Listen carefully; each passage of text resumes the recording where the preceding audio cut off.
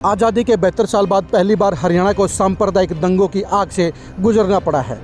जिस तरह से मेवात में कल एक शोभा यात्रा के दौरान उपद्रवियों ने जमकर हिंसा का नंगा नाच किया, वो किसी भी तरह से काबिले बर्दाश्त नहीं कहा जा सकता। आपने देखा होगा किस तरह से मेवात में कल धू धू कर गाड़ियाँ जल रही थी, किस तरह सड़कों पर उपद्रवियों का नंगा नाच हो रहा था, किस तरह से धर्म प्रेमियों को दौड़ा दौड़ा कर पीटा जा रहा था, किस तरह से पुलिस को भागकर अपनी जान बचानी पड़ी थी। कल लगभग 6 घंटे तक मेवात का नूह कस्बा उपद्रवियों के कब्जे में रहा। वहाँ पर कानून व्यवस्था नाम की कोई चीज़ नज़र नहीं आई। आखिर ऐसे क्या हालात रहे जिसके कारण मेवात को इन बदसूरत हालात से गुजरना पड़ा? क्या मोनू मानेसर के कारण ये सारा उपद्रव हुआ? क्या सरकार की लापरवाही के कारण इतना बड़ा उपद्रव हुआ? क्या स्थानीय प्रशासन की लापरवाही के चलते इतने बड़े जी के जंजाल से लोगों को गुजरना पड़ा? हमें समझना पड़ेगा कि मेवात में जो कल हुआ वो एक सामान्य उपद्रव नहीं था, बल्कि इसके बारे में 2 दिन पहले ही मोनू मानेसर के वीडियो से अंदाज़ा लगा लिया जाना चाहिए था। पहले आप मोनू मानेसर के इस वीडियो को सुनिए।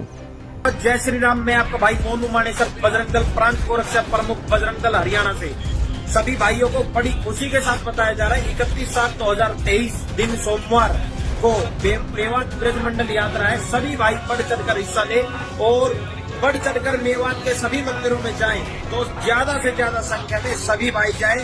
हम खुद यात्रा में शामिल रहेंगे और हमारी पूरी टीम वो यात्रा में शामिल रहेगी। तो सभी भाई जोरों शोरों से गौ माता का नाम लेकर, प्रभु श्री राम का नाम लेकर और मेवात यात्रा में बढ़ चढ़कर हिस्सा ले। जय गौ माता, जय श्री राम। मोनू मानेसर बजरंग दल का करता धरता है और मेवात में उसका डंका बजता है। जुनैद हत्याकांड में पहले ही राजस्थान पुलिस उसकी सर्च कर रही है और अभी भी फरार चल रहा है। मोनू मानेसर ने इस वीडियो में साफ तौर पर कहा कि वो इस शोभा यात्रा में शामिल होगा और उन्होंने अपने साथियों से भारी संख्या में नूह में पहुंचने का आह्वान भी किया है। सरकार और प्रशासन के कान मोनू मानेसर के इस वायरल वीडियो के बाद तुरंत खड़े हो जाने चाहिए थे, लेकिन सरकार और पुलिस प्रशासन दोनों ने इस मामले में लापरवाही बरतने का काम किया। ये पता था कि जुनैद कांड के बाद मोनू मानेसर के इस वीडियो के चलते भारी बवाल हो सकता है। इसके बावजूद नूह में शोभा यात्रा की सुरक्षा के लिए भारी संख्या में पुलिस बल तैनात क्यों नहीं किया गया? आखिर क्यों एसपी दंगे के दिन ही अचानक छुट्टी लेकर 15 दिन के लिए चले गए? क्या उनको आभास था कि नूह में कोई बड़ा कांड होने वाला है? अगर उनको इस बात का आभास था तो उनको छुट्टी लेने की बजाय उनको मोर्चे पर डटकर सरकार से सहयोग मांगकर हालात को काबू करने के लिए अपने कर्तव्य का निर्वहन करना चाहिए था। लेकिन नूह के एसपी अपने कर्तव्य से दगा कर गए और 15 दिन की छुट्टी लेकर मौके से भाग गए। सरकार को इस मामले में ज़्यादा सजग रहना चाहिए था।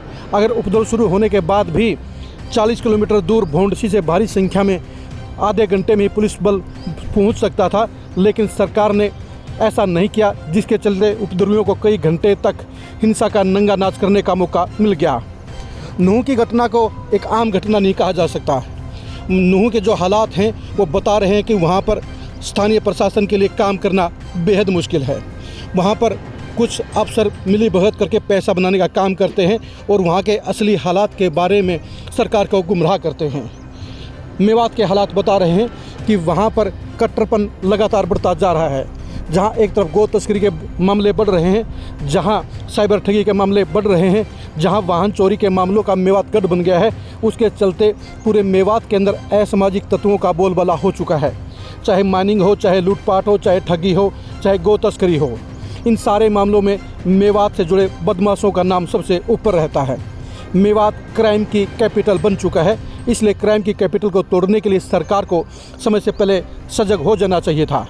मोनू मानेसर के वीडियो के बाद ये तय हो गया था कि वहाँ पर मुस्लिम समुदाय के लोग उनको करारा जवाब देने का काम करेंगे और शोभा यात्रा को रोकने के लिए बवाल करेंगे। लेकिन इसके बावजूद सरकार और प्रशासन की आंखें नहीं खुली और उन्होंने सैकड़ों श्रद्धालुओं को मौत के मुंह में धकेल दिया। 4 लोगों की जान एक छोटा हादसा कहा जाएगा, क्योंकि जिस तरह से वहाँ बवाल हुआ वहाँ पर काफ़ी संख्या में और भी लोगों की जान जा सकती थी। इसके लिए साफ तौर पर सबसे पहले जिम्मेदार नूह के एसपी रहे, जिन्होंने समय रहते हालात को नहीं भापा और ना ही सरकार को सचेत किया। सरकार ने इस मामले को हैंडल करने में काफ़ी लापरवाही का प्रदर्शन किया, क्योंकि मेवात ज़्यादा दूर नहीं था। वहाँ से भोंडसी से, फरीदाबाद से और गुरुग्राम से भारी संख्या में पुलिस बल भेजा जा सकता था। जिस तरह से उपद्रवियों ने वहाँ पर हिंसा का नंगा नाच किया, वो इस बात का संकेत दे रहा है कि आने वाले समय में इस तरह के टकराव और लगातार बढ़ेंगे। जहाँ एक तरफ मुस्लिम समुदाय के बदमाश वहाँ पर मोनू मानेसर जैसे बजरंग दल के कर्ता धर्ताओं को पैर जमाने से रोकना चाहते हैं, वहीं बजरंग दल भी वहाँ हिंदुओं की रक्षा का दावा करते हुए अपनी गतिविधियों को लगातार बढ़ा रहा है। इन दोनों ही वजह से वहाँ पर टकराव का माहौल बना है। सरकार को इस बात को समझना चाहिए कि अगर हालात को वहाँ पर कंट्रोल में नहीं किया गया तो आने वाले समय में वहाँ पर और बड़े बड़े टकराव देखने को मिलेंगे। आपको यह भी बता दें, मेवात के अंदर हिंदुओं का पलायन भी काफ़ी संख्या में हो रहा है। मेवात के 85% गाँव में से हिंदू लगभग गायब हो चुके हैं। जहां देश के विभाजन के समय मेवात में लगभग 35 से 40% गाँव में हिंदुओं का निवास था, वहीं उनकी संख्या अब 10 से 15% रह गई है और आधे गांव तो ऐसे हैं जहां एक भी हिंदू परिवार नहीं बचा है। बजरंग दल इसी आंकड़े को, इसी भावना को बनाकर हिंदुओं में अपनी जड़ें जमा रहा है। लेकिन इस सरकार का फ़र्ज़ है कि वो हिंदुओं को वहाँ पर सुरक्षा प्रदान करे, वहाँ पर कानून व्यवस्था को लागू करे, वहाँ पर क्राइम कैपिटल के सौदागरों को पर्दाफाश करे, उनको जेल के शिकंजों के पीछे डालने का काम करे और बजरंग दल जैसे कट्टरपंथी संगठनों को भी वहाँ खुलकर गुंडागर्दी करने की इजाज़त ना दे। सरकार को पूरी निष्पक्षता के साथ मेवात के हालात को भांपना होगा, जांचना होगा और इसके समाधान के लिए कड़ी कार्रवाई करनी होगी। हिंसा के लिए जिम्मेदार लोगों को शिकंजों के पीछे डालना होगा, चाहे वो किसी बड़े रसूख के हों, छोटे रसूख के हों, किसी भी संप्रदाय के हों, उनके खिलाफ कड़ा एक्शन लेना होगा। मेवात के जरिए पूरे हरियाणा के हालात को बिगाड़ने की इजाज़त किसी भी सूरत में नहीं दी जा सकती। मेवात में जिस तरह से सरेआम दिन दिहाड़े कई घंटों तक हिंसा का नंगा नाच रहा, वो प्रदेश की सरकार के कानून व्यवस्था के दावे पर सवालिया निशान लगाने का काम कर गया है। सरकार को इस उपद्रव के पीछे मास्टरमाइंडों को बेनकाब करना होगा और इस उपद्रव में भागीदार लोगों को ढूंढ कर चुन कर उन्हें जेल में डालना होगा। इस मामले में अगर कड़ी कार्रवाई नहीं की गई तो आने वाले सालों में यहाँ पर हालात और भी बद से बदतर होते नजर आएंगे और इसकी आँच पड़ोसी ज़िलों में भी पहुँचने में देर नहीं करेगी। सरकार के पास अभी भी वक्त है, उसे इस घटनाक्रम से सबक लेते हुए मामले की तह में जाकर भविष्य के लिए योजनाएं बनाना होगा। वह कानून व्यवस्था को दुरुस्त रखने वाले अफसरों की तैनाती करनी होगी और माहौल को बिगाड़ने वाले लोगों की पहचान करके उनके खिलाफ कड़ा एक्शन लेना होगा। अब देखने की बात यही है कि मनोहर लाल खट्टर इस मामले में अपनी फजीहत को दुरुस्त करने के लिए क्या कड़ा एक्शन लेती है। चंद दिनों में इस सारे मामले के गुनाहगार लोगों को पकड़कर ही सरकार अपनी छवि को दोबारा से बहाल कर सकती है। मेवात के मामले की खबरों को जानने के लिए आप लगातार खरी खरी न्यूज़ से जुड़े रहिए। आप हमारे फेसबुक पेज को लाइक कीजिए और यूट्यूब चैनल को सब्सक्राइब कीजिए। नमस्कार।